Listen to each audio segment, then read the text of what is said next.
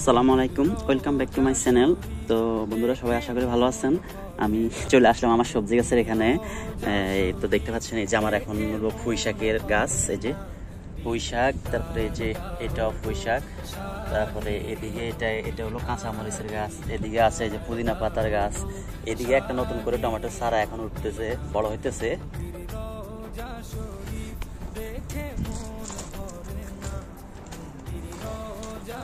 তারপরে এই যে আমার পুঁই শাক, এটাও পুঁই শাকের গাছ, এখানে একটা লেবু গাছ আছে, এই যে লেবু চারা। তারপরে এই যে এখানে পুঁই শাকের গাছ আছে, এই যে টমেটো গাছের ফাঁকে ফাঁকে পুঁই শাকের গাছ আছে, এই যে পুঁই শাক। আসলে এখন তো টমেটোর সিজন শেষ, গাছেরও বয়স হয়ে গেছে, এখন আর টমেটো ধরবে না। এই যে টমেটো আছে অল্প কিছু একটা। তারপরে এটা হলো মিষ্টি কুমড়োর গাছ, এই যে মিষ্টি কুমড়োর গাছে বাইতেছে। আর এদিকে এটা জালি কুমড়োর গাছ, এই যে জালি কুমড়োর গাছ। তারপরে এই যে করলা গাছ, এই যে করলা যে বড় হয়েছে, এই যে আপনাদেরকে দেখাই করলা, এই যে করলা।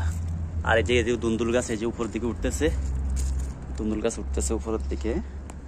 তারপরে এদিক দিয়ে আছে আমার হলো তুলসী পাতার গাছ, এই যে এটা হলো তুলসী পাতার গাছ। তারপরে এটা হলো কাঁচামরিচের গাছ, এই যে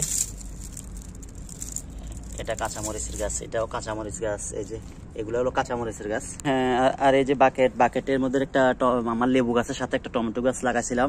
এই যে এখানে টমেটো আছে 4-5টা, আর বাকেটে হলো লেবু গাছ।